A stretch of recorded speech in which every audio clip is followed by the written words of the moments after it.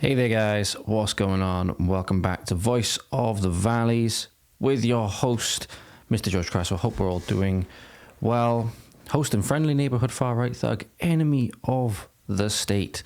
I suppose I can't really call myself that. I don't really have the presence to call myself that, but I like calling myself the friendly neighborhood far-right thug. I really should put that on a t-shirt, shouldn't I? I really should put that on a t-shirt, but back again today. Got some important things to go through now. Updates to very substantial updates to the reform and Rupert Lowe saga. Not only that, we're going to start today with something that's a bit depressing, but this is the main story we're going to be going over today, provided my internet holds out long enough to actually do this. I've got another episode uploading in the background as we record this, so I might have to put that on pause or, halt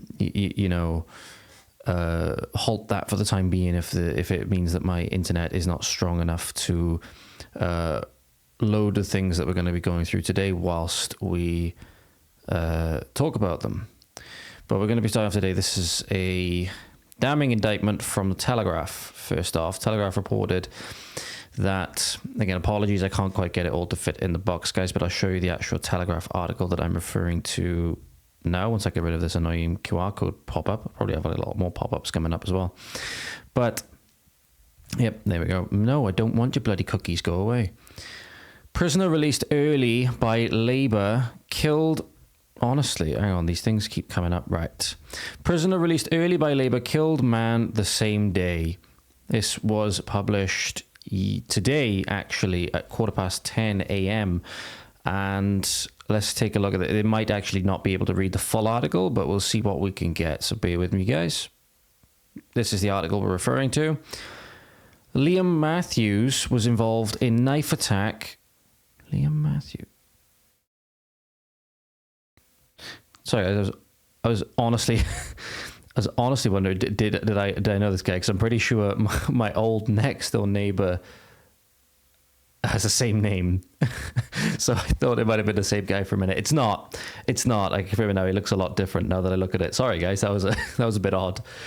Was involved in knife attack hours after being released from HMP Holme House as part of Labour's plan to free up prison space. So no surprises, guys.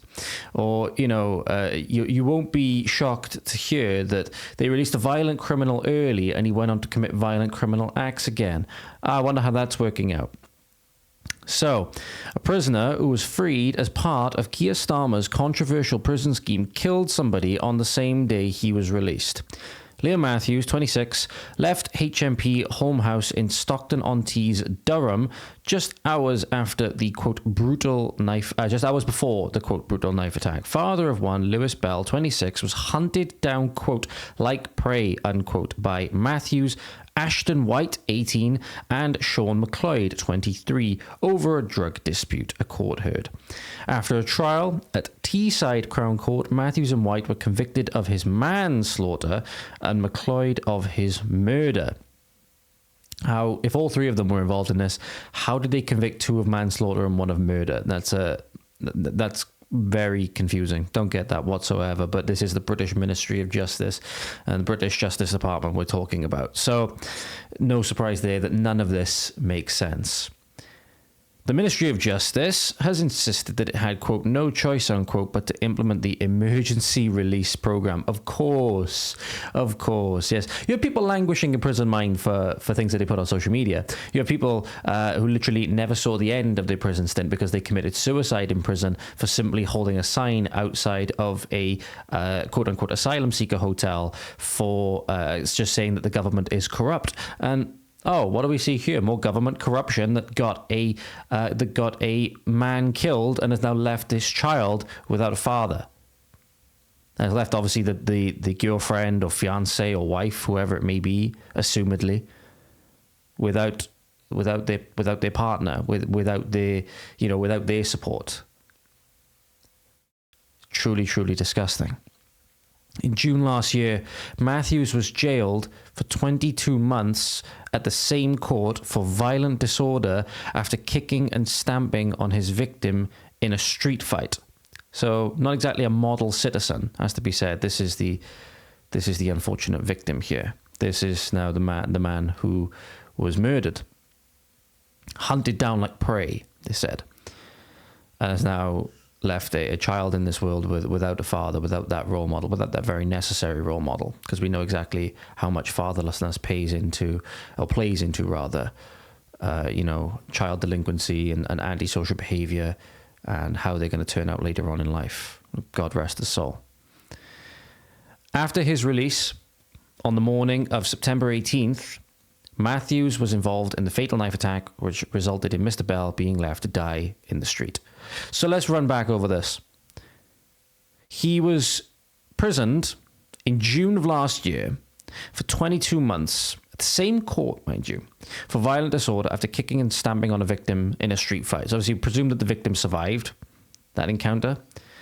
He was released early as part of a plan to free up space because they need to put your nan in prison for social media comments, of course. It's not for, paedophile, Muslim rape gang, members or anything like that. Not for any of those people. No, it's for political dissidents.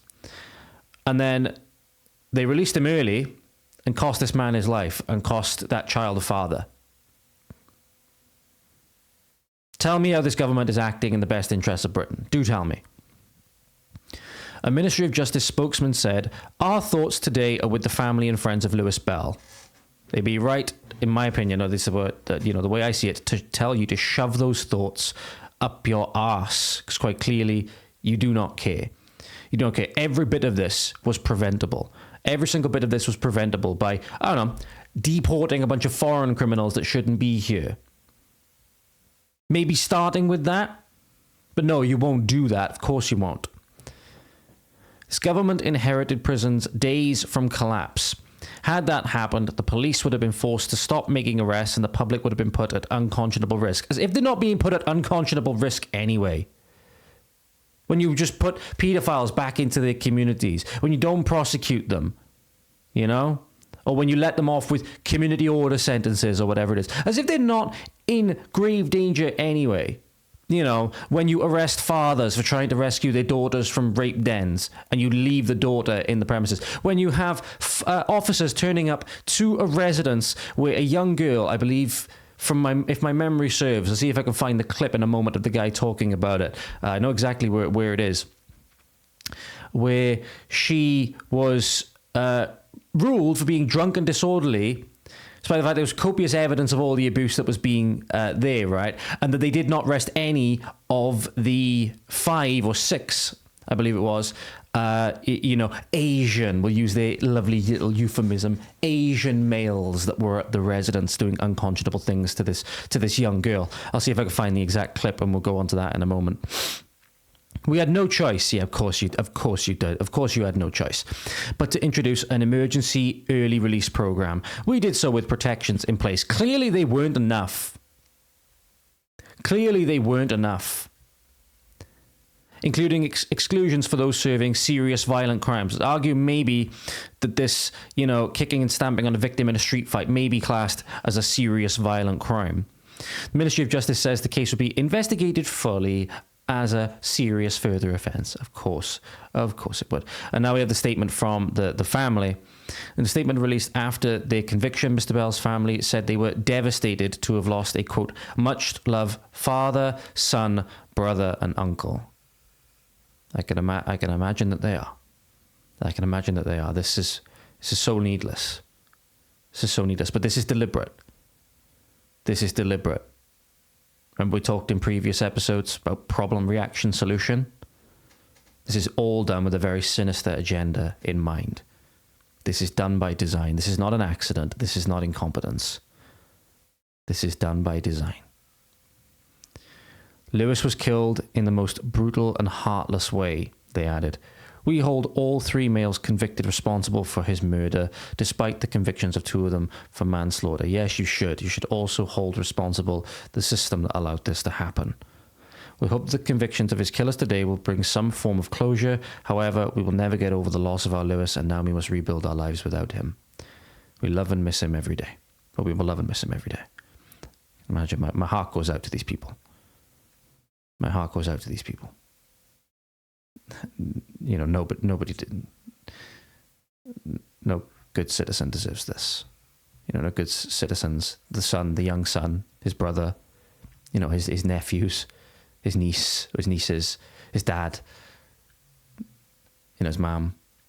They didn't deserve this. They didn't deserve this at all. The three men will be sentenced on June 19th alongside Macaulay Wright, 26th, who was convicted of assisting an offender. Figures from the Ministry of Justice released in January, showed the number of ex-prisoners recalled to jail had increased by more than 40% after the early release of thousands.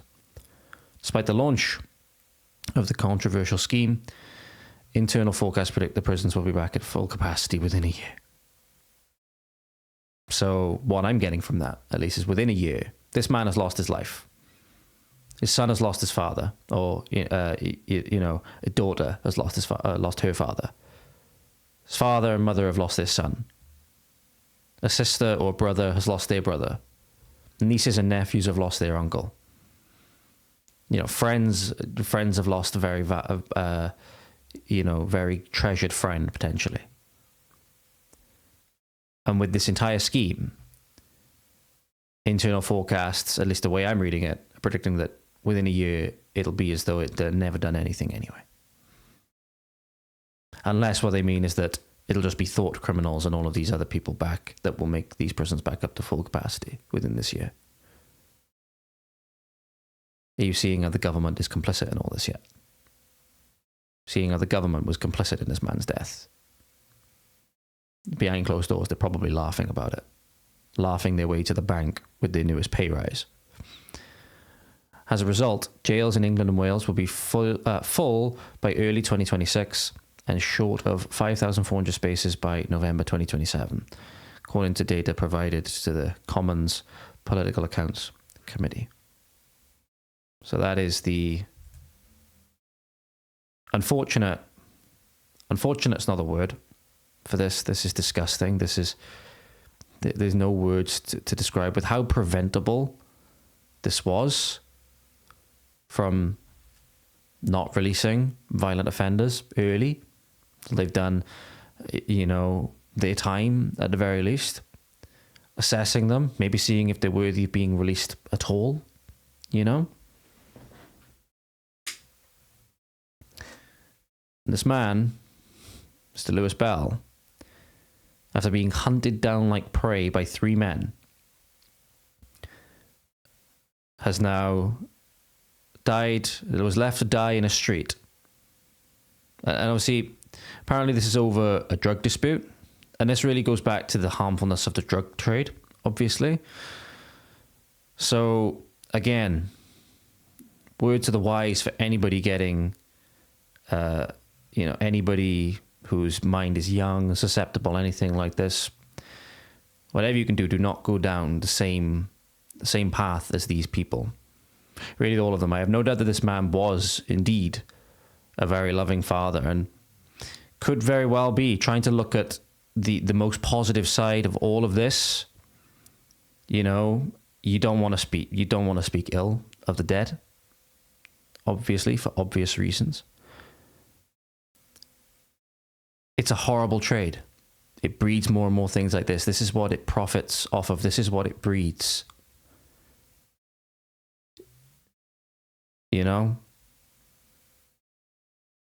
Don't let yourself be one of these statistics. You know, don't let yourself be one of these people that falls victims to not only the government, who obviously played their role, but other people who will play a role and actively profit off this also. Obviously the people producing it, the people distributing it. Don't let you I know it sounds corny when you say it like this, but just say no. Keep your hands clean of this stuff. We're seeing the damaging effects of this trade as well. And that's why it really pleases me when I see over in America at the moment the really serious approach they're taking to dealing with the cartels and things like that, potentially using their own special forces to deal with the cartels and stuff like that over the southern border. Because this is this is what ends up happening to people, to people's sons, to people's brothers, to people's uncles. It tears it apart. Tears families apart. Tears communities apart. Turns them into derelict wastelands. So please, it's more of a, PSA for you guys more than anything. Because odds are you know somebody that's involved in some kind of trade with regard to this. You know somebody who, is maybe doing a little bit of it on the side, on the sneak, Just don't get involved. Just don't get involved. Keep yourself out of this stuff. It's not worth it. You may see them driving around in flashy cars and all stuff like that. And with the economy we live in, people are resorting to really, really sad things to try and just make ends meet. And that should make you even more angry at the system, at the government again, because they're willingly doing this, driving you more and more into serfdom, more and more into desperation, because they want more money and power. They'll eat the steaks, you'll eat the bugs. I say that as a joke. I say eat the bugs in a play on Klaus Schwab's accent, for comedic effect. But this is where we're seeing the really bad effects of it now. This is an example of, and people will parrot this. People will parrot the propaganda of this system as if it's good. As if it's good, right? This is not good. Driving yourself into serfdom more is not good, because it's going to breed more and more things like this as people get desperate. Take a good example, at least in my opinion, prostitution. Something like that. Whereas now, girls are doing it online via OnlyFans and all stuff like that. And it's seen as good, empowering, you go queen, all of this stuff, right? When it's really no different than somebody, selling their body on the side of the road. But you got to think, why were people doing that? Now they're doing it because it's a status symbol and it's seen as good, right? People worship it. At one point or another, it was seen as this, stigmatized, gross thing, but it was also indicative of the situation that person was in. They wouldn't go and do something like that unless they were truly, truly desperate. There may be some people. Again, I'm not sure who this gentleman is. I don't obviously know this gentleman, but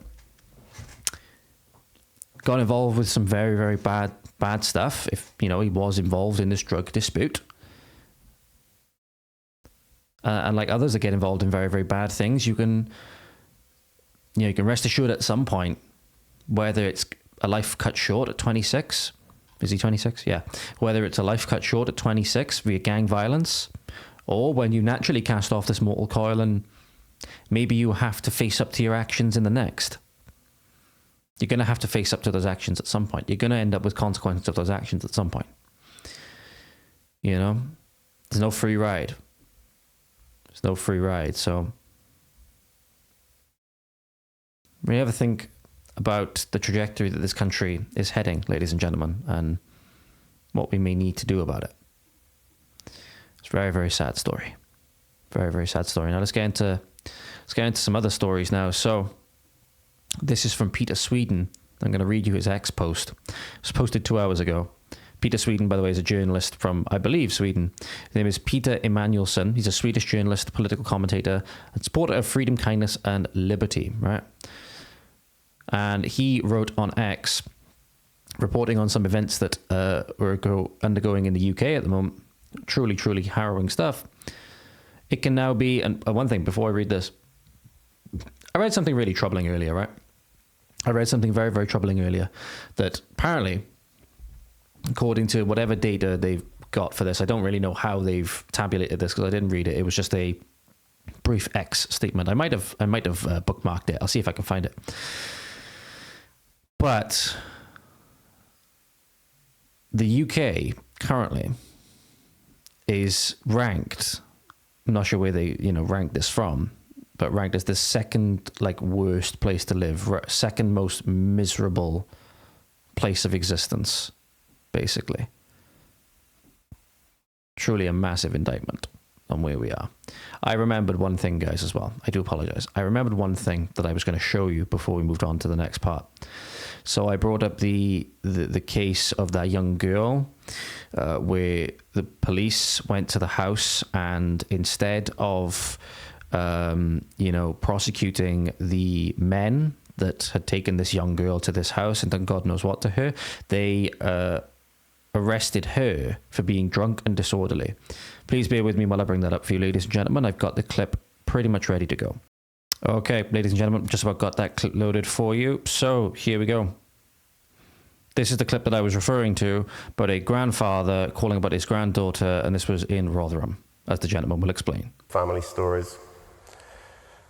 One of the very first was from a grandfather who rang from Rotherham, who wanted to talk about his granddaughter. 1 month after her 13th birthday, she'd gone to school and then gone missing, and the school had rung her mum, who'd immediately rung the police. So she was 13. Apologise, I got an age slightly wrong. I believe she was 13. Who'd said, "Don't worry, love, she'll turn up as soon as she gets hungry." She didn't turn up that afternoon, that evening.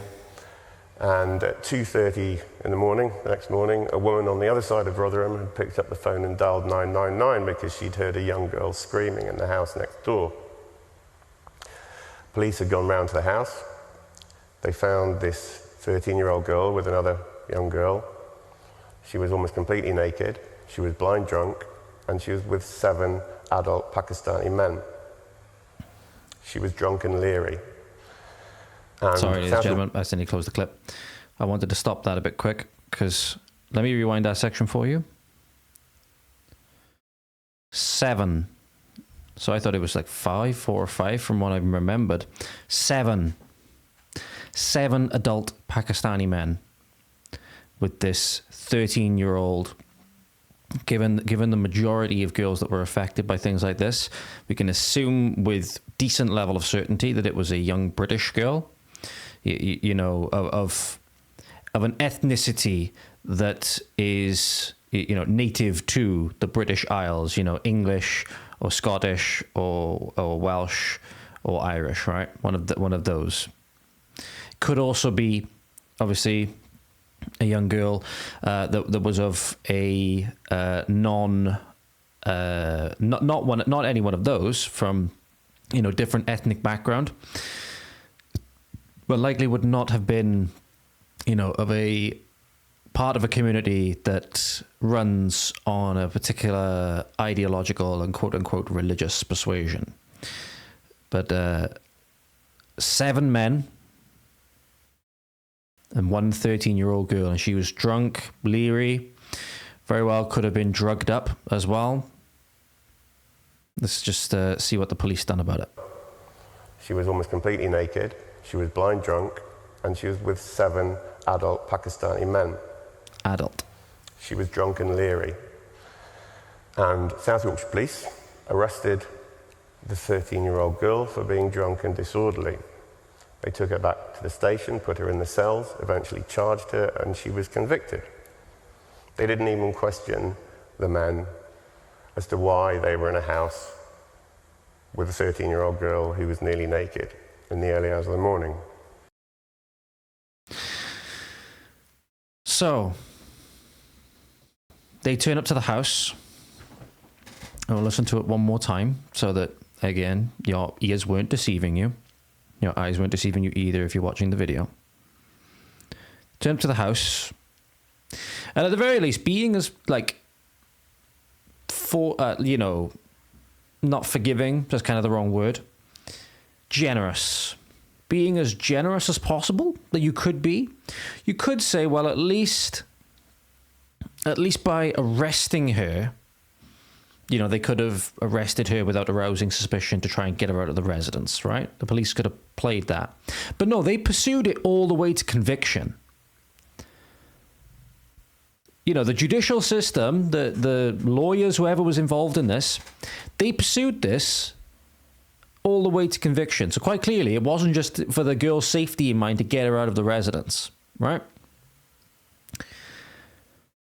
They arrested her for being drunk and disorderly. They did not even question the adult Pakistani males in question as to why a potentially drugged up, drunk, leery, half-naked 13-year-old girl was there with them. They did not even question it. Now you, dear viewer, or dear listener, if you were confronted with that sight, picture it. Literally picture it in your mind right now. Picture what it would have looked like. You know, Rotherham, what used to be a quaint English, you know, is it town or city? I don't actually know if it's a town or city, but because obviously I'm not from England, so you know, nice British area, or at least you would have thought that it was. And you received this call about, you know, a scream coming from this house. So that's another bit of information you've got. You know, there was a scream that emanated from this residence. Girl has been missing. Girl has been missing, mind you, for a considerable amount of time. I think it was at least a day or so, because didn't come home from school. So you have reasonable suspicion, in my opinion, to assume that she was kidnapped, because no family members could account for where this young girl was. No friends, seemingly. I would assume they didn't go around and talking about friends. Where was the last point you saw her? Those kinds of things. No, of course not. That would be too logical to do and too ethical and morally good to do, wouldn't it? So, you took to this residence. Picture what it would have, you know, picture what it would have looked like, smelt like, the kind of environment in which 7 adult men have a half-naked 13-year-old girl at their whims who's drunk, leery, disorderly. Imagine what that kind of environment looks like, right? You know, the smells in the room, the actual look of the room, you know, the rubbish on the floor and all stuff like that, right? You don't even have questions? Would you not think to have a few questions as to what's going on here? Namely for the adult men. Why is this 13-year-old drunk, leery, in your possession, in your custody, in your care? Why is she half naked? No, of course not. Police don't think to ask things like that. Crimes only apply. Crimes only apply to native British people, you know, predominantly white Christian people from the British Isles. And, you know, anybody who's of any other ethnic status that makes themselves an enemy of the regime. If you're a disgusting Muslim paedophile, you're let off the hook with pretty much everything. You can do no wrong. You can do no wrong in modern day British society. Let me load this for you one more time. Family stories. One of the very first was from a grand. Because this is, it's you have to. There's no words for it. Literally, I can't find the words for it. Can't find the words for what we've allowed to happen to this society, and that somehow people still don't see that there's serious problems that we have to address. My father, who rang from Rotherham, who wanted to talk about his granddaughter. 1 month after her 13th birthday, she'd gone to school and then gone missing, and the school had rung her mum, who'd immediately rung the police, who'd said, "Don't worry, love, she'll turn up as soon as she gets hungry." She didn't turn up that afternoon, that evening. Odds are, I got another question now, odds are the police probably knew where she was. And at 2:30 in the morning, the next morning, a woman on the other side of Rotherham had picked up the phone and dialed 999 because she'd heard a young girl screaming in the house next door. Police had gone round to the house.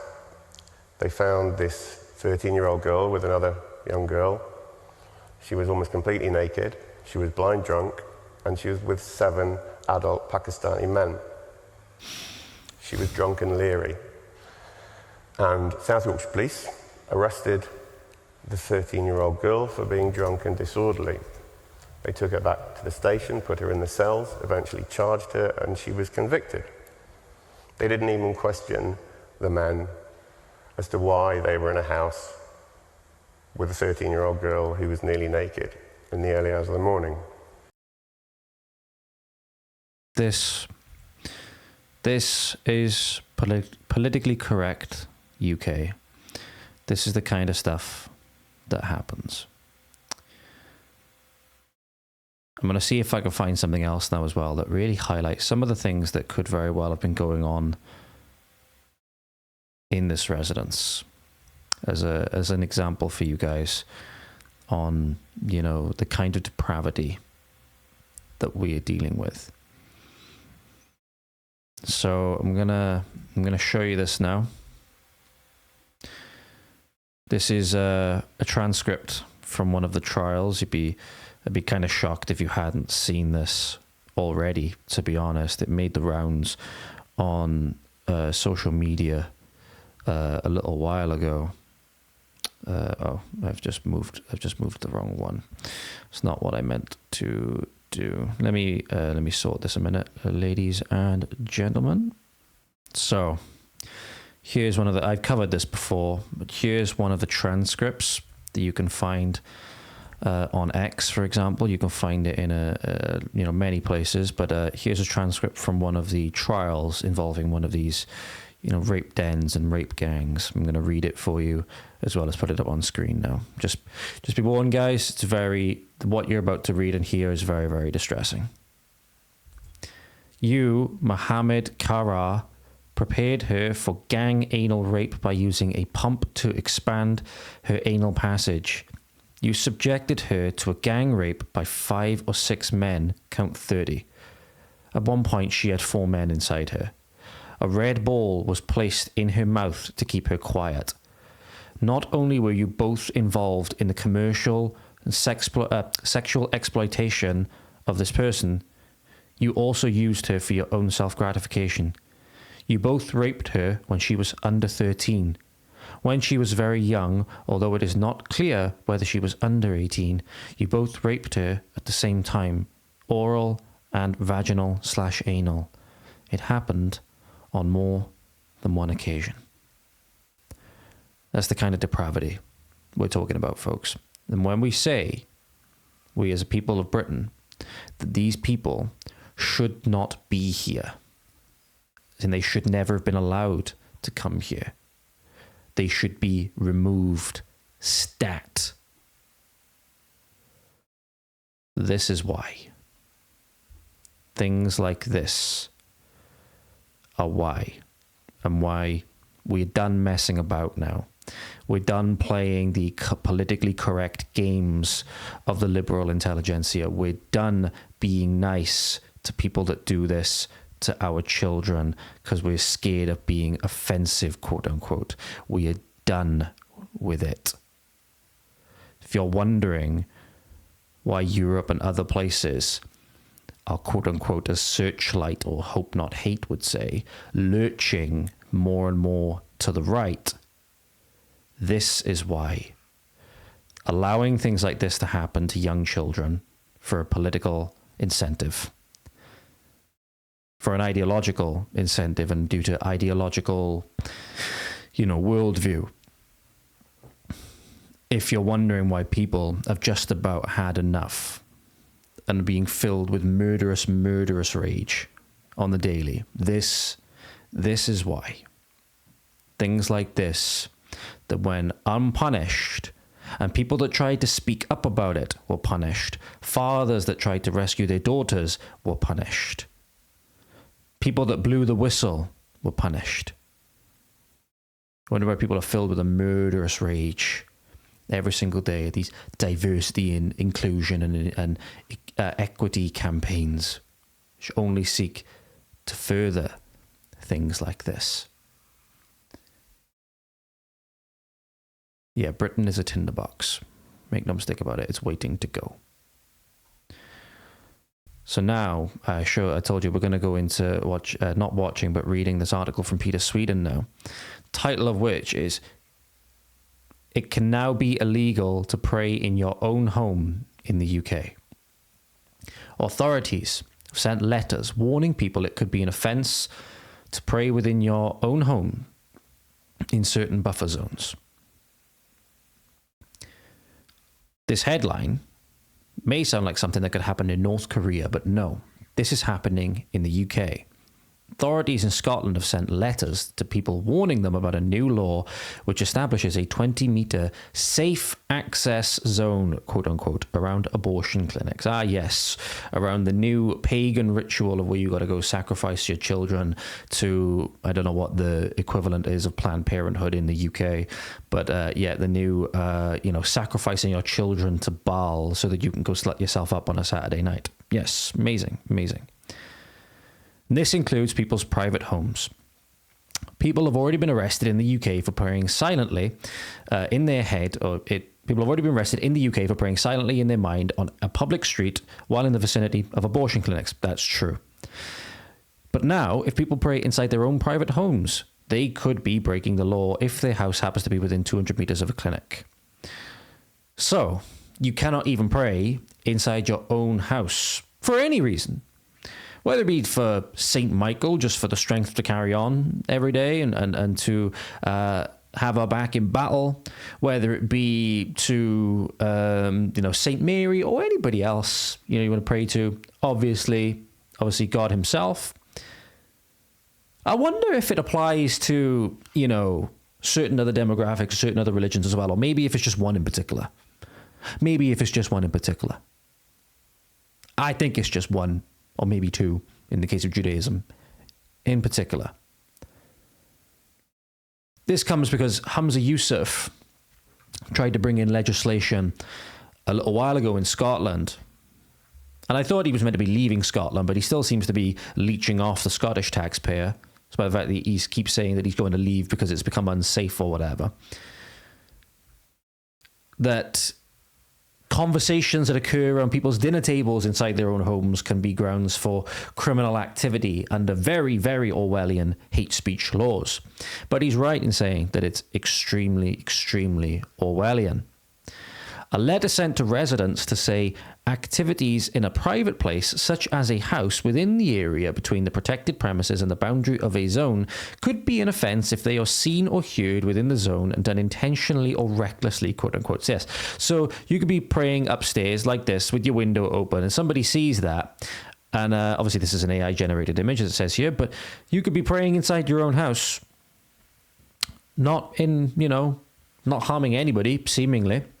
But somebody doesn't like that because, maybe somebody finds that offensive or somebody finds that anxiety-inducing. And then you get a call and you get the Stasi turn up at your door saying, "Oh yeah, you're doing some illegal praying, sir." But we're supposed to be tolerant. I thought we were supposed to be tolerant and equal. And it's almost like there's a political gaslighting and political incentive to all of this. Guidance given by the Scottish Government literally lists, quote, religious preaching and, quote, silent vigils as activities that violate this new law. Wonder if they're applying the same law to the Mohammedans. In other words, silent prayer is one of the banned activities. Less serious offences of violating this new law can result in fines of only... I'm not sure if this is meant to be a comma here or if it is actually meant to be a full stop, because having three zeros after this is really, really weird. £10 or £10,000. Massive difference between the two. Meanwhile, more serious offences could result in, quote, unlimited fines. Looks like they are taking this seriously. So the government now wants to regulate religious activities on private property. Sounds very tyrannical to me. Imagine that, risking an unlimited fine for praying in your own house if someone can hear it or see it from the street. In February, a mother was arrested by police for holding a sign on public street in the vicinity of the clinic. The sign read, quote, coercion is a crime. Here to talk if you want. She didn't speak to anyone, just offered to talk to someone if she wanted to. That's a crime in the UK. That's a crime, especially in deeply Orwellian Scotland. That is a very, very massive crime. And I did try to reach out to people to see people involved in this, speaking about it on social media to see if they'd come on and talk, but I didn't hear anything. But yeah, this was a case of somebody, a grandma just being arrested, despite saying that coercion is a crime. acknowledging that part and just saying, just here to talk. And apparently that's a crime as well. Of course, the mainstream media has been furiously working to try and deny that this new law could affect people praying in their own home, but recently a member of the Scottish Parliament that was behind the bill admitted that it could be illegal for people to pray by the window in their own home depending on who's passing the window, quote unquote. Yes, you have to be careful not to offend people, of course. Incredible. So here we have a politician saying that it can now be illegal to pray in your own home. Why isn't this all over the news? Because they don't want people knowing about it. They don't want people knowing about it. They're hoping that all of this just slides in pretty much under the radar and people don't even notice it. That's how it's been allowed to get in so far. That's how the rape gangs were allowed to get so far. That's how every single initiative, the propagation of, central bank digital currency, shutting down banks, all of this stuff, because it just simply wasn't being reported on, in a scrutinizing way, But anyway. This is a major attack on religious freedom and freedom as a whole. This is unheard of. This is North Korea stuff. Yes. Yes, it is. There's a lot when we're apparently, according to whatever data point they use to determine this, we're a worse place to live than North Korea. I don't know if I go that far. But it's getting there. It's getting there. Anyway, so that's a little bit about what's going on. If you want a little bit about what goes on inside these clinics, this is actually a great segue into this. So this is from Lila Rose again. We covered her, I believe, on the last one. And this is a Planned Parenthood staffer. So Planned Parenthood is an abortion provider in the US, admits under oath to committing illegal partial birth abortions to obtain intact organs to sell. They pull out a baby feet first, except the head, stick scissors in, suction out her brain, and crush her skull. This is apparently what they are detailing. This is the kind of stuff that you support if you support this heinous act, which is nothing more than an act of genocide.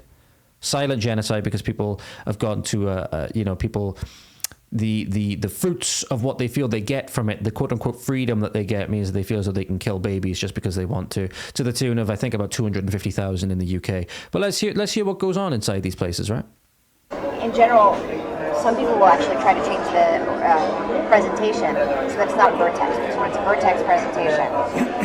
You never have enough dilation with the baby case unless you have a real huge amount of dilation to deliver an intact calvarium. So if you do it starting from the breech presentation, there's dilation that happens as the case goes on, and often the last you can evacuate an intact calvarium. So I mean, there are certainly steps that can be taken. So they can convert to breech, for example, at the start of the... Exactly. Under ultrasound guidance, they can just change the presentation. Okay. And we've been pretty successful with that. Yeah. I'd say. Has there ever been a case where you have to change the presentation in order to get intact fetal tissue? No. Okay. And when you said we've been pretty successful with that, you're talking about we as in including you, correct? Vague. You're talking about back to the clip that we just watched? Do you know what I'm talking about? I believe you're asking the sentence that I just said in the clip. Yeah, where you said we've been pretty successful at that? Yes, I was referring to PPLA. Including you? Yes, including me. I worked at PPLA. Okay. Presumably that means Planned Parenthood Los Angeles. But it's great. It's great when they force this person, or they put this clip in front of this person and be like, here's what you said, and now you're saying that you don't do that. It's truly, truly amazing. So this is, let's watch this conversation one more time. And this is what they do. Some people will actually try to change the presentation so that it's not vertex. So it's a vertex presentation. You never have enough dilation with the baby case unless you have real... So she said, the question was asked at the end of the last clip. Obviously, the question was asked at the end of this clip. Do you change the presentation in any way? And she said no. And here she is again, literally saying that people will change the presentation if they need to. Some people will actually try to change the presentation so that it's not vertex. So it's a vertex. So some people will try and change the presentation so that it's not vertex, meaning head first. Presentation. It's her own words, not mine. That's her own words. You never have enough dilation with the baby case unless you have a real huge amount of dilation to deliver an intact calvarium. So if you do it starting from the breech presentation, there's dilation that happens as the case goes on, and often the last can evacuate an intact chromosomes. So, I mean, there are certain... So there you go, literally saying that if you change the way that you do things, if you change the presentation or whatever it is, you can preserve things intact that would not be able to be preserved intact otherwise. Truly, truly disgusting. So they can convert to breech, for example, at the start of the... Exactly. Excellent. Under ultrasound guidance, they can just change the presentation. Okay. And we've been pretty successful. And they're saying that they're using ultrasound guidance to do that in order to change the presentation so that they can achieve this outcome. And here she is saying that, literally saying, and we've been pretty successful at that. So literally admitting to the exact thing which she said that she's not doing when she's later being questioned, and yeah, should absolutely be prosecuted. Every single one of these people should be prosecuted to the fullest extent of the law. These are crimes against humanity. These are crimes against humanity. This is state-sanctioned genocide. And we've been pretty successful with that. Yeah. I'd say. Has there ever been a case where you have to change the presentation in order to get intact fetal tissue? No. So there you go. Okay. And Outright lie. Outright lie under oath.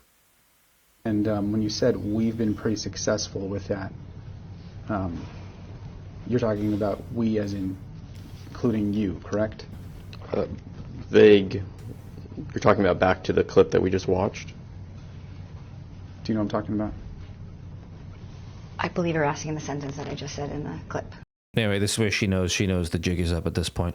So those are the kind of demons that you're dealing with. And you're going with people that champion this issue because, you know, they're either got caught up in this liberal thought process as to where there's no consequences to their actions whatsoever, or they're not willing to face up to the realities of it, that this is just state-sanctioned murder against the most vulnerable in society. It's truly, truly disgusting. There's no words for it. There's truly no words for it. So there's another thing I want to share with you now. So I'm not just going to flash this up on the screen, but I will be showing something in a moment. Some past remarks of our good friend, Mr. Nigel Farage, as well. So I need something to get this taste out of my mouth with regards to the absolute depths of depravity that we have just listened to with what goes on inside these facilities, that the government is actively trying to do everything possible to protect, to our great detriment, because, oh, what happens to our birth rates then? Oh, they massively decline. We end up with a massively aged population that can't take care of itself. So what do we have to do? We have to import in more third worlders to do all of it. Oh, and then, you wonder why people say we're being replaced, because we are. So this status from Carl Benjamin again. And apparently reform members have been reaching out and messaging him because he's got a very, very large platform. He's got nearly 500,000 followers on X. And they keep messaging him to inform him the internal state of reform is in utter shambles. So apparently this is a message that Carl received, and I'll just read it for you now. My own local reform chair spoke to Craig just last week, and all of his problems are valid. The entire branch just resigned. Entire branch, not just the chair. It's unbelievable. People who have finally got the courage to speak up, get into politics, have all been cut down at their knees after making the effort. So that's what's going on inside reform. And I'm going to show you something else which has developed with regards to the reform story that we've been following the last couple of episodes. So I'm trying to find it. Did I not save it? Oh, God damn it. Did I not save it? Right. Give me 2 seconds, guys. I didn't save the post because Rupert Lowe just announced a major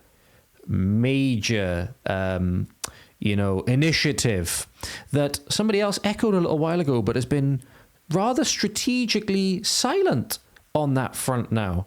So I'm going to show you this. An announcement from Rupert Lowe 2 hours ago. And I believe within its first hour, there you go. The public have helped him raise 15,000 within the first 50 minutes for this. Do you want to know what he's done? We'll go over some stuff a little bit in a moment. But let me show you this, ladies and gentlemen, from the man himself. Rupert Lowe launches inquiry into rape gangs scandal. So Rupert Lowe is now pledged on X, this was last updated 15 minutes ago, But as of 2 hours ago, he is launching his own national inquiry into the rape gang scandal. So according to, this is a brief description from on X. So Rupert Lowe, an independent MP, has initiated a national inquiry into the rape gang scandal, focusing on understanding... Sorry, guys, got itchy nose. The occurrence, its mechanism, and the reasons behind systemic failures. Launched today, this inquiry has already garnered significant public support, raising over £23,000 in its first hour via crowdfunding. So this is an announcement from Rupert himself. Today, I am launching a national inquiry into the rape gang scandal. I will focus on 3 questions. What happened? How did it happen? And why was it allowed to happen? A crowdfunder has been set up. Please see the link below. I will, of course, personally donate. A qualified panel will be appointed to oversee the inquiry with a legal advisory team to support the panel throughout the inquiry. There will be 3 stages: evidence collection, public hearings, and report/publication. There will be a secure submission process for evidence, and the hearings will be live streamed. In non-attendance, questions will still be put on the record and evidence examined. The findings will be compiled and a report will be published. Any surplus funds raised will be donated to charities supporting victims, and every penny spent will be transparently published. Extensive discussions have taken place over the last couple of weeks in regards to the participants of the panel and the inquiry itself. More details will be announced soon, with the option to put yourself forward. Witness protection and safeguarding will be prioritised. Finally, I would like to apologise. Promises were made by my former party about holding an inquiry, and those promises were not kept. I tried to push behind the scenes, but evidently I did not go far enough, and for that I am sorry.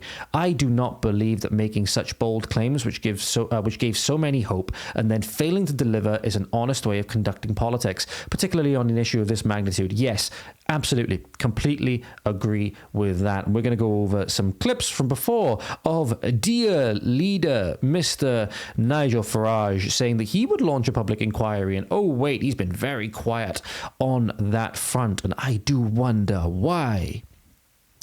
Positive press about a potential inquiry was accepted and used for political gain by Reform and Farage, but no real action was taken. This is some haymaker allegations that Rupert is throwing at Reform, saying they just tried to exploit the victims, basically, for their own political gain. Ooh, he's not pulling punches. He's not pulling punches whatsoever. Does not sit right with me at all. And no, it does not sit right with the majority of Britons that these people have put themselves out of touch with, because they're just the same establishment stooges as we've gotten used to for the last 30 to 40 years. When I make a promise, I keep it. I stated on March 12th I would do this, and I am doing it. We are now ready for step 1. This is just the start of the process. If you wish to donate, especially a larger amount, please read the information on the crowdfunder page. Permissible donors only, registered to vote in the UK/UK registered company. The mass rape of working class white girls by mainly Pakistani men is a rotting stain on our country's history. This inquiry will not be able to fully deliver justice, but it can shine a light on the horror and open people's eyes to the vast scale of the vile abuse and exploitation. We shouldn't have to do this. It should be the government. But as we know, this is not happening. So that responsibility now lies with us. So the government, a national inquiry vote was about a month or 2 ago, and obviously they voted against it. Every single Labour MP either voted against it or abstained.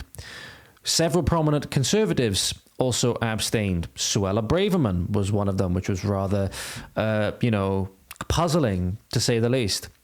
Because you even had many independent MPs that voted for it. And in fairness, the Reform guys voted for it, but they haven't since moved forward and said that they're going to do their own one, which they did say that they were going to do. The words come straight from Nigel Farage's mouth. Any support you can give us will be appreciated. There will be more updates coming soon. It says the Rape Gang Inquiry. This is where it says, according to this, I don't particularly, trust this account too much, but it says the public have helped him raise over £15,000 within the first 50 minutes, but obviously now we know within the first hour, it's raised currently over £23,000. But now, ladies and gentlemen, let's check out what Nigel Farage said at the start of this year with regards to this issue that Rupert mentioned. So on January 2nd, Farage quoted a post from Kemi Badenoch. The Kemi Badenoch post reads as follows. The time is long overdue for a full national inquiry into the rape gangs scandal.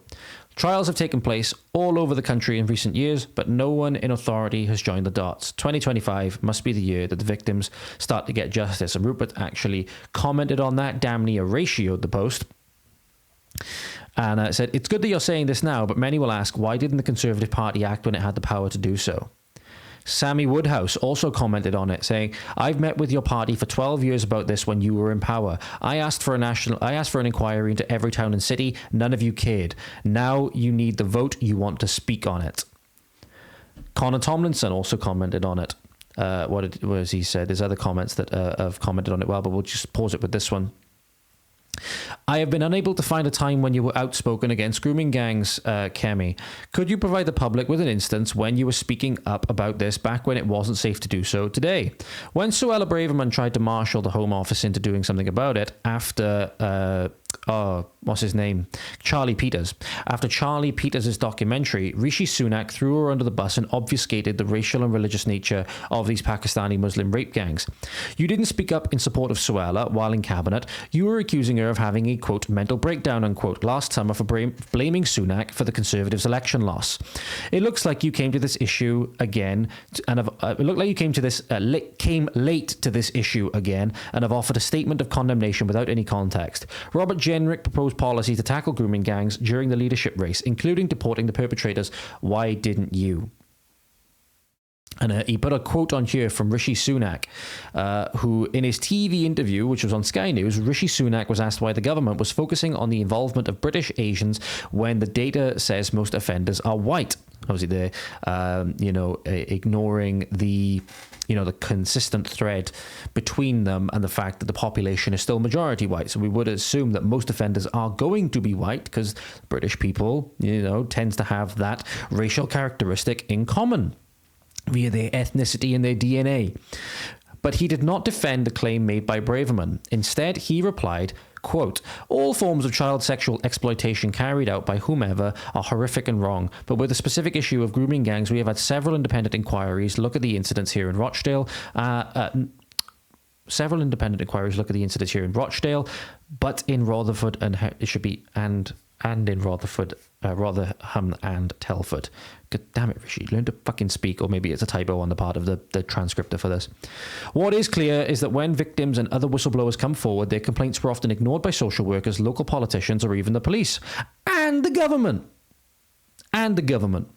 The reason they were ignored is due to cultural sensitivity and political correctness. That is not right. Asked the second time why Braverman was talking specifically about targeting British Asian gangs when the evidence suggested this was not justified, Sunak just repeated what he said the first time, more or less word for word, like the controlled puppet that he was for the World Economic Forum. But Nigel Farage actually clapped back against Kemi on the same day, and actually ratioed the post. He double ratioed the post. Bear in mind, he had 28 million more views. Well, he didn't have 28 million more views. I think he had about 25 million more views, 24 million more views. So really not the massive slam dunk that he thought it was. That I thought it was. Talk is cheap. The Conservatives had 14 years in government to launch an inquiry. The establishment has failed the victims of grooming gangs on every level. And there are two things we're going to go through here. So Farage made two appearances, one on LBC and one on GB News. We're going to go through both of those. I believe he had his own show on GB News. And obviously he appeared on LBC, which as far as I know is more of like a left-wing, sort of left-leaning outlet. You have people like James O'Brien and all people like that on there with their shows and stuff like that. So again, Tories, ruined the country, tarmac the farmers' land, or stuff like that, right? Classic liberal townie in London, right? And Farage said, this is on January 7th, so he made those remarks to Kemi on January 2nd, and he made these remarks, so I believe he sat down with LBC on January 7th, so 5 days later. If Labour do not hold, honestly, did they write these posts themselves? I mean, phones basically come built in with Grammarly now, don't they? Come on, guys. If Labour do not hold a full public inquiry into the rape gang scandal, then Reform UK will. We will appoint independent ex-judges and experts there is an overwhelming demand for it. Now, given what we've seen with regards to how they treated Rupert Lowe with regards to their independent King's Counsel and experts and how they conducted that investigation, maybe it's a blessing in disguise that they didn't. But this is what they professed to do. This is what Nigel Farage professed that he was going to do. And now we're going to see, did he actually... and obviously, since then, he's never said anything. But this is what he said at the time on LBC. So I'm going to play it for you now, ladies and gentlemen. But we just need to come back briefly, if we could, to the scandal of grooming gangs. The Prime Minister seeming to say that any politician, or indeed anyone who seemed to support the idea of a public inquiry, was effectively getting on the bandwagon of being a right-winger. Nigel Farage, how do you respond to that? I get a bit bored with this far-right label. I mean, the BBC use it about virtually every country in the world these days. I mean, I've no doubt Canada very soon will go far-right, and Italy's gone far-right. And look, I honestly believe that through the police, through social services, through the last days of the Labour government, through the entirety of the last Conservative government, there has been a concerted attempt to play this down for fear of what it might do, for fear of being called racist. The irony is that the attacks themselves were racist. This was anti-white female racism. Of that I have no doubt. And let me say this, Nick. Farage coming out with those... Oh, God. Just dropped a water bottle on my keyboard. Hope I didn't do anything. Farage coming out with the haymakers. God, coming out with this white ethno-nationalist language. Farage, where did it go? Where did it go? Obviously, I'm being facetious, obviously. Given how Reform's messaging in such a short time has changed so much, really indicates the, huge spiral of unforced errors that Reform will allow themselves to fall into, in my opinion, because obviously they just want to contain. I don't believe they actually want to do anything. But a lot of things he's saying here, he's completely right. He is completely right. I think he's done a very good job of knowing what to say at critical times, in order to give off just enough of an illusion that he actually cares. I know maybe he does that. Maybe he does care about this. I think you'd be hard pressed to find somebody who's of British descent, who's of native British descent, that would care about this. But I think Farage is reading the writing on the wall, so to speak, and wanting to sort of downplay this issue as well. Now, given the fact of the recent remarks he made about Keir Starmer, where he's such a good and upstanding person. Despite the fact Keir Starmer voted resoundingly against this. Despite that Keir Starmer, when he was Director of District Prosecutions and all of this stuff, made many, many, many questionable decisions. But that's the man that Farage is allegedly saying is a, good and upstanding, person. If the government will not hold a full public inquiry, and how interesting that the Times editorial today has come out strongly in support of it. I'll say this to you now.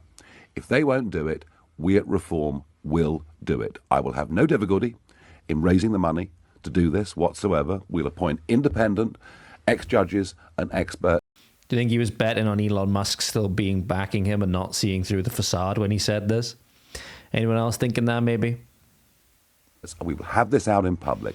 And I hope, Sir Keir... Will you have the statutory powers that will be granted to you through a public inquiry? No, I won't have the statutory powers, but I tell you what, I think this would garner such massive public support that anybody that was asked to appear that didn't appear would look terrible. What would your deadline be for the government to take action? Well, I think we've probably got a few weeks, but no more than that. And I think there is now overwhelming demand for us to know the full, unvarnished truth, however horrid it may be. So today is the January the 7th. You'll give them to the end of January? Effectively, yes. And if we... Nick, I promise you, I can raise them... You give them to the end of January. Well, synchronized watches, synchronized Whoop bands in my case. But what be the date at time of recording this? It is, ladies and gentlemen, the 28th of March, 2025. We're about to go into April. And Farage said basically they've got until the beginning of February. So we're about 2 months late on this promise. Nearly. We're nearly 2 months late on this promise. Ooh, it's not looking good. It's not looking good at all. The money for it today. Not from Elon Musk either. I can raise the money for it today, and we can do this, and I mean it. Well, where else was it going to come from? Do tell us, Farage, then. Where else was it going to come from? That's where I thought it would have come from. I think you were betting on that. I think you're still a bit salty about that, I think. I mean it, and I think that the government will know that when I say something, I mean it. So I tell you what, guys, get on and just do it. It's been, obviously, this was on January 7th. Just look at how quickly these remarks have now aged like milk, and everything that is going on, you know, their treatment of Rupert Lowe, their treatment of Ben Habib, all of these things. The way they've treated their own voters, the way they've treated their voter base.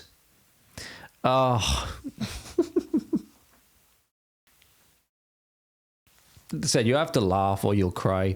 You have to laugh or you'll cry. Now there is something I want to see if it's in the comments of this post. Let me see. I'm gonna duplicate that because I want to view another clip as well. So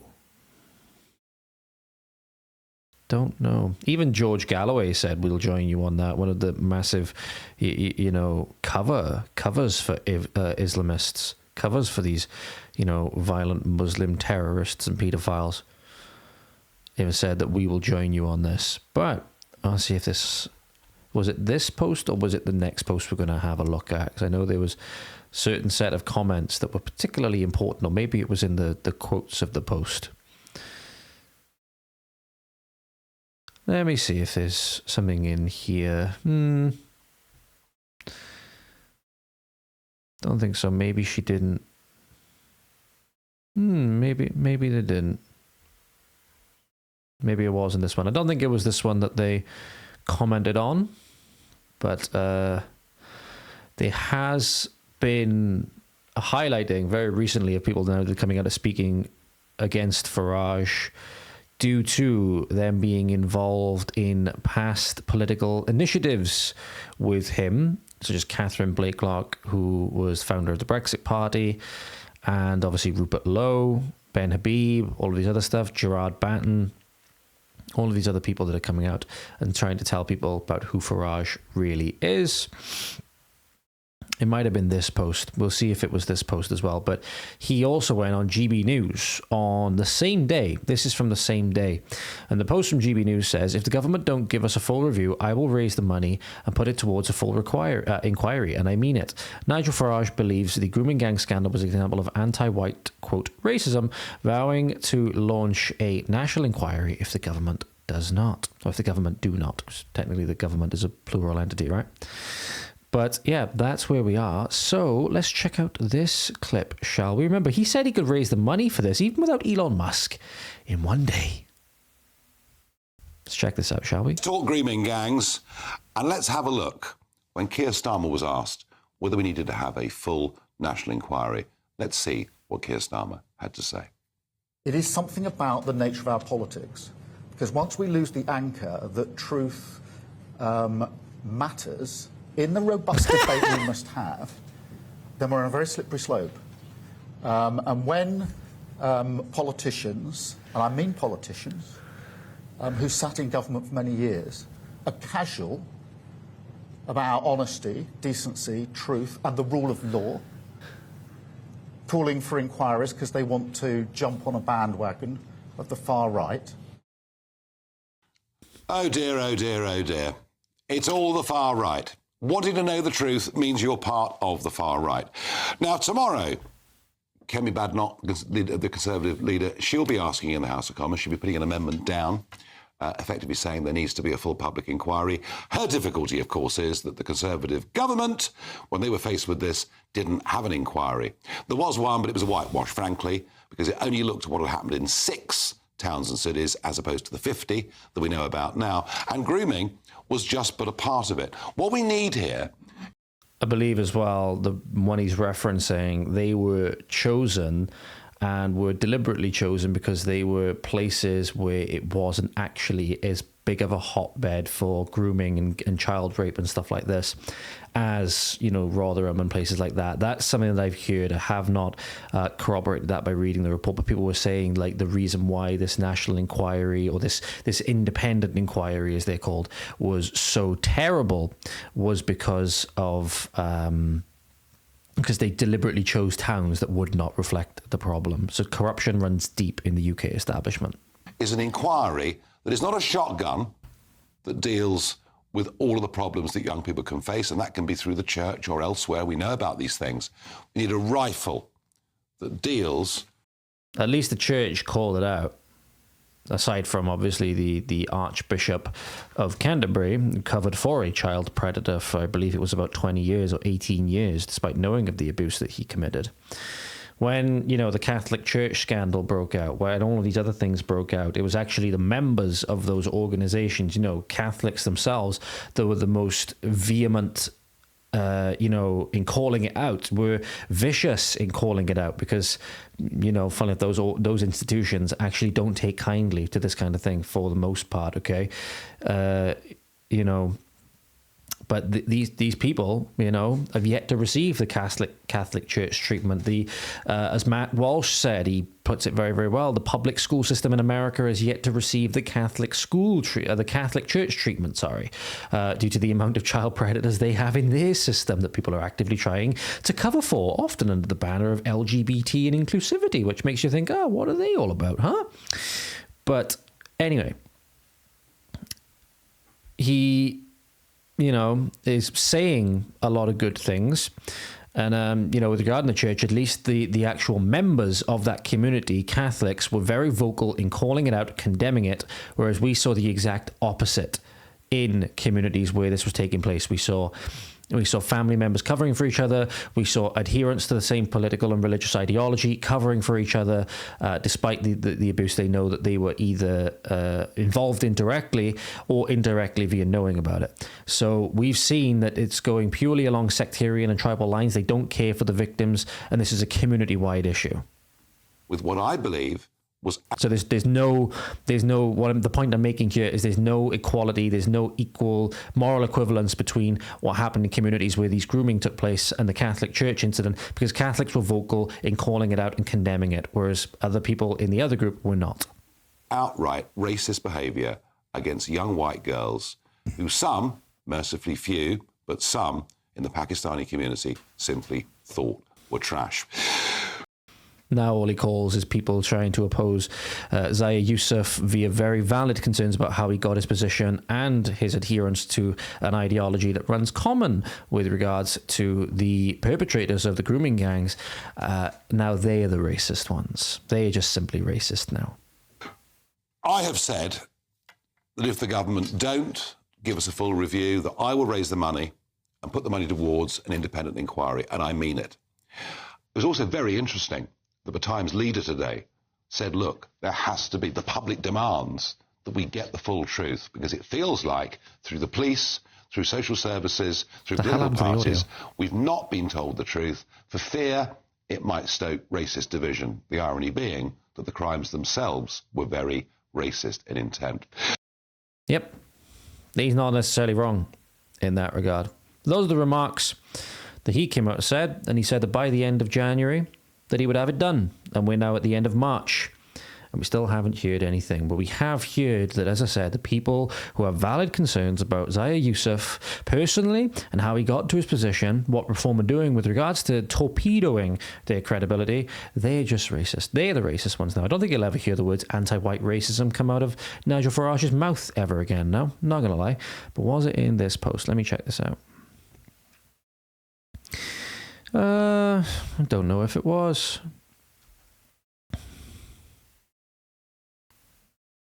No, I don't think so. Don't think I'm going to find it. I know the person that I'm looking for has commented on his posts before. Just doesn't seem to be these two, because obviously Nigel Farage had plenty of chances, like the Conservatives, like Labour, has had plenty of opportunities to bring this up. Seems that nobody wants to bring this up unless it is politically advantageous. Unless it is politically advantageous, which is why I'm hoping that Rupert Lowe, and I've got a good feeling about him, I'm hoping that he is being sincere. I'm hoping that he is being sincere with regards to wanting to launch this inquiry. I really, really hope so. I really, really hope so. Because truly, truly, the justice that has been denied these victims for however many years, and as I said, children have died.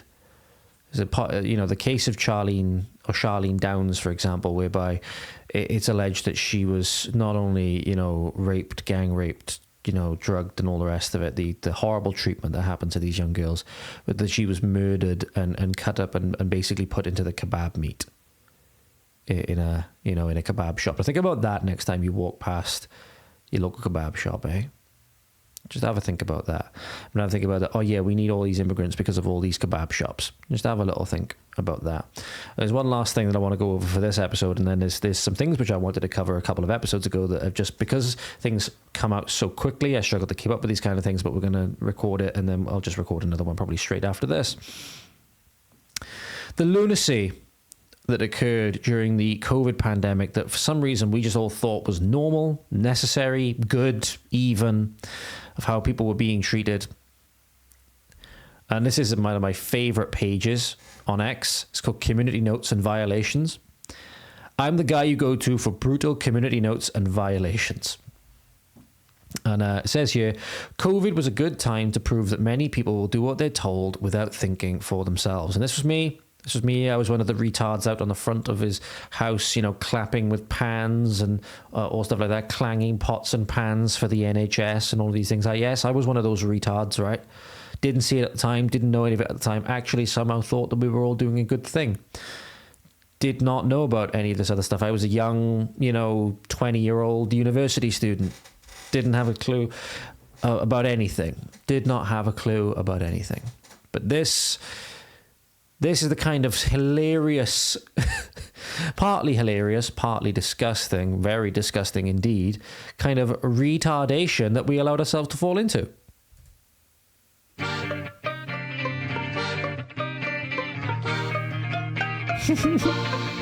Now Australia was a massive thing for this. I'm just going to keep the music off because music's doing my head in. Unless maybe I got to turn it back on because they might have the, like news footage or whatever it is over the top. But this is what people were doing. This is what the police were doing. This is true Stasi, Gestapo-like activity going on here, whereby they were pepper spraying people with respiratory conditions, like we've seen with the Gardaí out in Ireland at the moment. Pepper spraying terminally ill grandmas, pepper spraying people with respiratory conditions, forcing people with respiratory conditions to mask up, all of these things, despite the fact they're not doing any harm to anybody, just walking down a public residential street. This next one here, the frigging guys in hazmat Chernobyl gear spraying people as they're coming off the bloody plane. What the hell were we thinking? This shit. Why did we ever allow ourselves to go along with this? Masking to go into restaurants, sitting like cattle. We look like cattle. You'd think the reason why we use terms like they want to turn us into slaves, quite literally, honestly, looks like bloody cattle. People removing their mask to eat and stuff like this. The parents and grandparents, so for those of you who aren't listening to this, and obviously I've turned the music off, this is two young children in like the Chernobyl hazmat gear having to wear it in order to either hug their parents or grandparents, whatever relatives these are, right? The elderly relatives. Just, with the elderly, obviously it may be a case of maybe they are at a slightly greater risk. The children don't need that though. Is it actually protecting them? I don't know.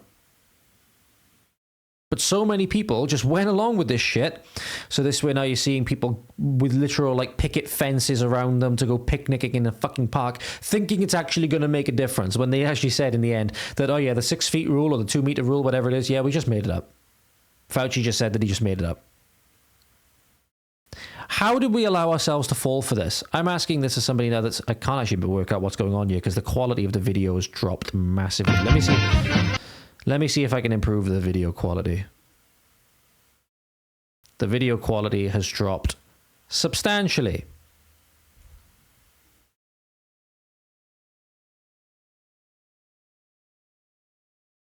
All right, here we go. I think I've managed to fix the video a little bit higher quality. Yeah, so this is a woman, quite clearly a liberal woman, and liberal in this is just code word for retard.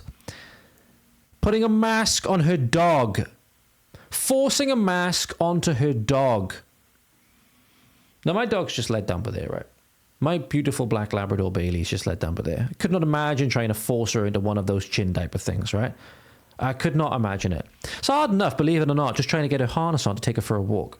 She doesn't like putting harness on. It's hard enough just getting her to put her harness on to go for a walk. But, oh gosh, she didn't even stir when I said that.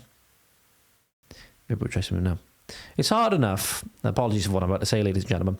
It's hard enough to get her harness on when she wants to go for walkies. She is not stirring. She is fast asleep. Goddamn. Sorry, guys, I had to run that little social experiment a moment, but shit like this. And people actually thinking that it's making a difference. This guy wearing a hamper on his face.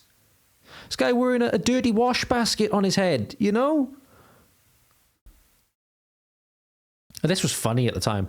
I thought this was funny, not knowing the massive, and I believe these are two people with plastic bags on their heads, but I thought this was funny, not knowing the massive power and cash grab that was going on in the background.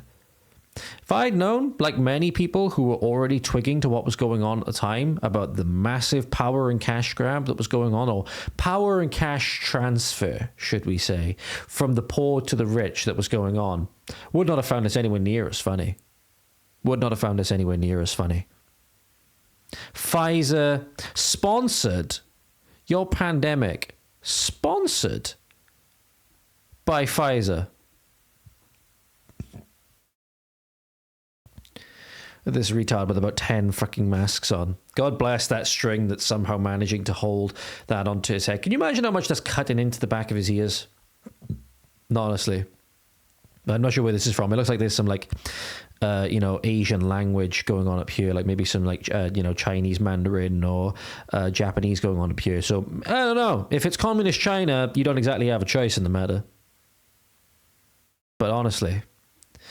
Remember when we were told that all of these masks, we had to stop wearing them at one point, and then they told us we had to go start wearing them again because there was a shortage that were going to the emergency personnel in hospitals and stuff like that, so we couldn't actually use the N95 mask, but then they said that the other masks weren't effective, but you still got to use masks, and make it make sense, right? Man spraying his coffee, which is in a takeaway cup, mind you, spraying his coffee in a takeaway cup, or spraying his tea, his double macchiato, caramel, sugar dump, whatever, right? Typical entitled liberal drink, with what appears to be like an anti-bac spray. I don't know about you. I don't like my, coffee with a side of, those chemicals in there. Don't like those to flavor my coffee. Just like a bit of sweetener. That'll do me. Yep, this is the kind of stuff that we allowed ourselves to get involved in. Literally two guys here with toilet bowls with fish bowls on their heads. A person here swimming. Well, it appears to be swimming anyway. I can't exactly work out what was going on. Are they swimming with like a mask on? I don't actually know what's going on in this clip. It's up in the corner of the clip. Yep, a person swimming in a lane. As an ex-lifeguard, I find this one particularly funny. A person swimming in the lane like a little duckling with their mask on. You can't really see it now. It's in the top of the clip up there. Oh, Jesus Christ. It's funny now, but people lost their grandparents and was never allowed to see them again. Like shit like this. Never forgive them. Okay, maybe not never forgive, because, that's sort of the whole point, but never forget. Never forget things like this. Don't allow things like this to just skate from your memory, folks. Literally lined up like the next Red Guard, except in green t-shirts. And yeah, there we go. Could not imagine doing this. People who do this deserve to have their pets taken away from them. Don't care. It's like vegans that feed their kids. It's like vegans that feed their kids. They're awful. Vegans that feed their kids. They're truly awful. No. vegans that feed their pets, feed their dogs on a vegan diet and just outright cripple them in terms of their health and their quality of life. Like, I remember that iconic clip. There was two iconic clips. There's one on daytime TV in which there was this liberal lady, we tell you a liberal lady, probably declared her pronouns before she went on the show, all stuff like this, right?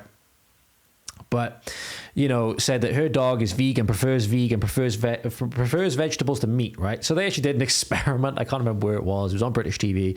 The clip popped up in my X feed a little while ago. I thought it was hilarious because they put two bowls, one with meat and one with veg down in the bowls, and literally put them like equidistant apart and just let the dog go ham. And she didn't want to let the dog off. You could tell she didn't want to let the dog off because she knew exactly what was about to happen. They said, oh, go on, let the dog off, you know, let the dog choose. And no surprise, right? The dog, and she's trying to talk and deflect from the whole thing, being like, ah, come on. And then the dog goes and eats from the meat bowl, as you can imagine. It's just like, yeah, maybe you're just retarded. You know, maybe you're just retarded. But people that do this, people that did this, deserve to have their pets taken away from them because this is disgusting. This is disgusting. So anyway, one last thing now. The reason why I'm showing you this is because there was a recent video that came out, and this is from Jim Ferguson.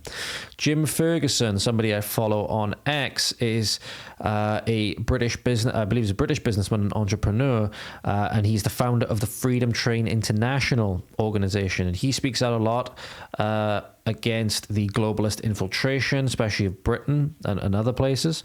He has several flags in his thing, though. He has a New Zealand flag, he has I believe it is an Australian flag, Canadian and American. So believe me, I got it completely wrong. He's none of the things.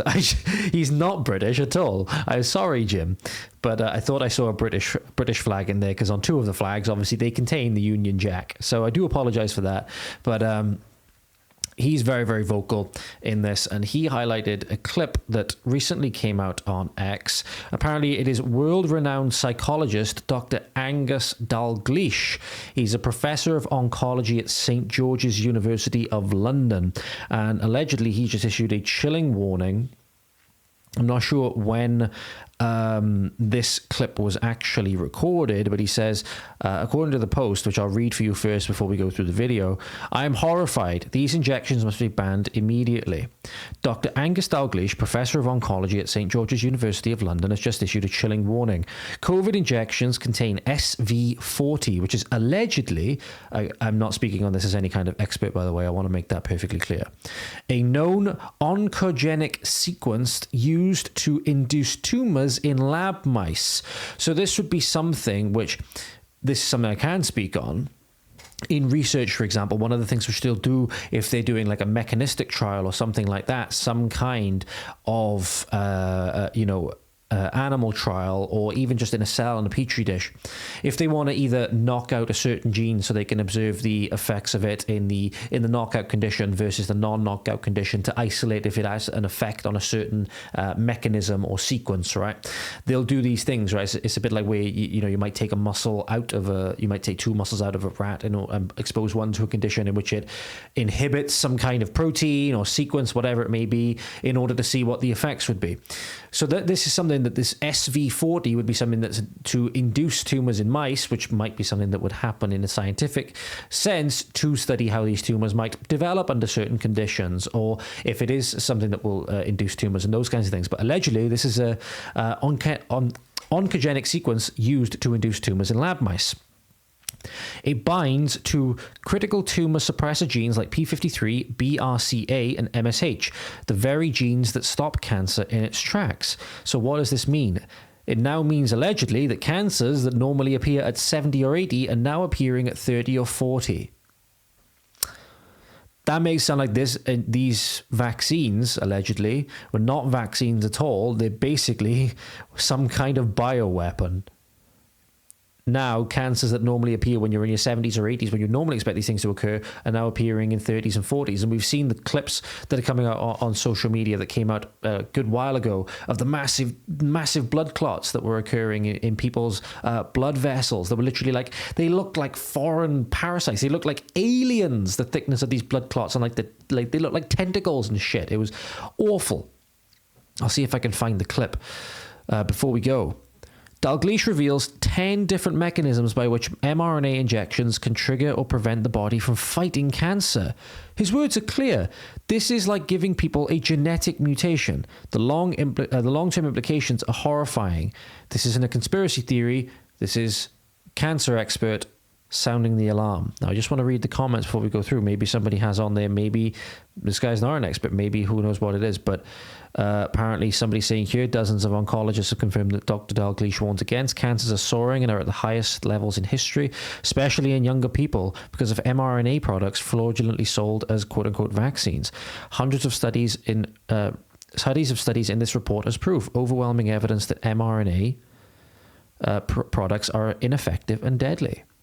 So he linked a Substack. Let's see what's in here before we go through the video. It's taking a while to load though, so I might not go through this. But apparently it's a article in this Substack titled, let me see if I can go through and read this. It's taking a while though, so I might go through I'll go through the video first. I'll go through the video first because that's taking a while. So I'm going to throw you over, guys, to Mr. Dalgleish, and let's see what he has to say. We now know it's not just the T-cell suppression, which was my first go-to. In fact, when I compiled my talk to say the dangers of messenger RNA vaccines, I had a list of 10 ways they could either induce or prevent cancer from being controlled. I mean, it's quite extraordinary. And you've heard of the contamination issue. Yes. Well, the first thing about the contamination issue is everyone who looks at seems to find SV40, which is an oncogenic sequence that was present in a polio vaccine, which you'd have thought after all those years they would have been able to make. SV is simian virus 40. Simian virus 40, yeah. And it can induce. In fact, So there we go. SV40 stands for simian virus 40.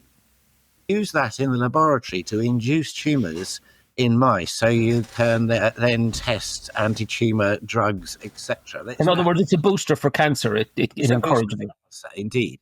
And then this is why, as well, I've spoken on this in my evidence-based excellence podcast episodes on mechanistic data, whereby in trials that would be quote unquote, deemed unethical to do in humans, as you'd imagine, if you were to say to people that we're going to inject you with this thing that's going to boost your rate of getting cancer potentially by double, because it's now apparently making cancers that appear in their 70s and 80s, in their 30s and 40s, so it's literally doubling your risk, right, and doubling the incidence. Most people are going to, outside of very, very, evil people, should we say, are going to object to that on a human scale. But that's why then the next thing you would use is mice or is cells in a petri dish or whatever. That's when you defer to mechanistic data. And again, there's always ethical concerns and stuff like that. It's just at the moment with the current legislation, with the current governing bodies in place, they've deemed that as at least being more ethical than doing it in humans, which is why they would use it in these mice. Then we find that it binds to well-known suppressor genes. P53 BRCA, BRCA, people with breast and ovarian, even prostate now, they all know BRCA because they have it tested. And another thing called MSH, which is involved in early colorectal. Now, this is where the colorectal gets very interesting. These suppressor genes, basically, their job is super policemen. So if a cancer does start to form in your bowel, these suppressor genes will basically regulate it and suppress it and switch it off. And if you have a natural mutation in one of those genes, the cancer you would normally expect to get at 70 or 80 will occur at 30 to 40. We know that. People with BRCA know that. Their ovarian cancers and breasts occur at 40, 50, as opposed to 80 if they didn't have these mutations. So here you are injecting everybody with a virus that has the equivalent of having a mutation in your suppressor genes. Now can you see why I am so horrified at the potential long-term implications of this and why we should ban these immediately? I mean,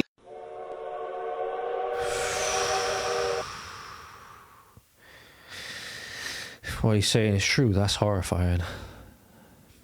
If what he's saying is true, that's absolutely horrifying.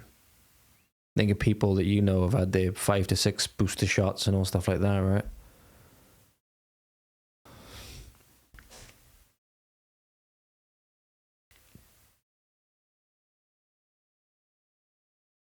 I can never take that decision back. You know, I can never take that decision back. Should never forget the people that actively tried, mainstream media, governments, that tried to force this on people. No matter what, there was an element of choice. There's always an element of choice that should have been respected. The fact that they would choose to lie in such a way as to be like, yeah, you're killing your grandma if you don't take this because, you know, reduced transmission and all of that, knowing that it was a lie. It's exactly the same kind of lie that says if you don't affirm your child's gender identity or you don't go along with the make-believe system that they've created that they're a boy when in reality they're a girl, and you don't affirm that they're going to commit suicide, and would you rather have a living daughter than a dead son or whatever it is, right? It's horrifying things that parents will put through under the guise of progressivism and under trans ideology. There's no words. There's only actions that need to come now. There's repercussions. There needs to be Nuremberg. There needs to be a Nuremberg for this. There needs to be a Nuremberg trial for this kind of thing if this is true. Oh, this didn't. There we go. So this is the Substack that the person linked that I was talking about. So it's from this. So it's from Kaihatsu. Apparently, and again, this is somebody's Substack. So again, just take it with a grain of salt. Obviously, you know, anybody can say anything on a Substack, right? But overwhelming proof that mRNA products are ineffective and deadly. mRNA products cause 20 times more harm and 10 times more deaths than COVID causes. We now have approximately 5.8 billion human test subjects, guinea pigs, and over 3.5 years of data, studies, and reports about mRNA products used to, quote, vaccinate, unquote, against COVID. mRNA products are not technically vaccines. Pardon me. Hundreds of studies by independent doctors and medical scientists have been conducted on mRNA products and their effects since these were rolled out in November to December of 2020. In addition, there are thousands of reports from treating physicians who give their observations and findings of mRNA effects, all supporting the findings of the various studies conducted. All these studies and reports overwhelmingly and irrefutably lead to these conclusions. mRNA products do not prevent infection by COVID. Just the opposite. They actually increase susceptibility to COVID and other viruses as well by weakening the body's immune system. mRNA products do not prevent the transmission of COVID to others. If you ask most people, especially around my age range, that would be the main reason why they took the vaccine. That would be the main reason why they took it. Because they wanted to make sure that their relatives and their friends were safe. You know, the elderly relatives, grandparents, the young children were safe. That's why they would have taken it. Because they wanted to make sure that those people were safe and that their lives weren't threatened. That's what these people preyed on. The media and the vaccine manufacturers, the people making billions off of this stuff, all preyed on that natural protective instinct to, as he says, test on you. mRNA products do not reduce the severity of COVID illness or number of hospitalizations due to COVID. In fact, severe illnesses and hospitalizations are worse because of mRNA infections. mRNA products do not reduce deaths from COVID, just the opposite. More people under 70 have had serious injuries and illnesses from mRNA products from mRNA products than from COVID. Think of how many people since having their 5th or 6th booster injection or whatever it was, died suddenly. Let's just check my phone a minute. My phone went off. Just want to make sure I haven't missed anything. Millions of children, teens, and young adults have been seriously injured, disabled, or killed by these mRNA products, while very, very, very few people under the age of 30 suffer any major adverse effects from COVID, and no healthy children have died from COVID. Healthy, Very, very important to consider there, because there are kids that, due to morbid obesity and other confounding variables, obesity being one of the biggest ones that people didn't want to talk about, whereas you had Lewis Capaldi and people like that, for example, being like, it's a pandemic, baby, do whatever you want, which is a horrible advice to give when obesity was one of the primary confounding factors that would actually increase the negative effects and the adverse effects of COVID. And there was a young child, I believe he was only 16, that actually lost his life because of it. And people championed all of their bad habits going all throughout lockdown and stuff like that. COVID products have caused millions of miscarriages worldwide and have caused a serious decline in birth rates. Serious heart conditions, autoimmune diseases, and turbo cancers have skyrocketed to levels never seen before, caused by these products. The thousands of studies and doctor reports that prove these findings cannot be listed in a Substack article. There are too many. So I compiled these studies and reports in a single PDF file. In fact, what we'll do is, ladies and gentlemen, we're going to pause this episode here. We're going to end this episode here. And I think I'm going to see if I can view that file. And we're going to start off the next episode with going through that file. I think that's going to be a great place to start. So anyway, thank you very much for watching and everything as always, guys. Thank you for listening. Sorry to end on that dark note, but it's very, very important that we acknowledge what could potentially be the reality of the situation. So that's what we're going to be going through next time, the start of that. But anyway, have a good morning, good afternoon, good evening, good night, wherever you are. Thank you very much for watching and listening. And with the catchphrase that I stole from Matt Walsh, Godspeed.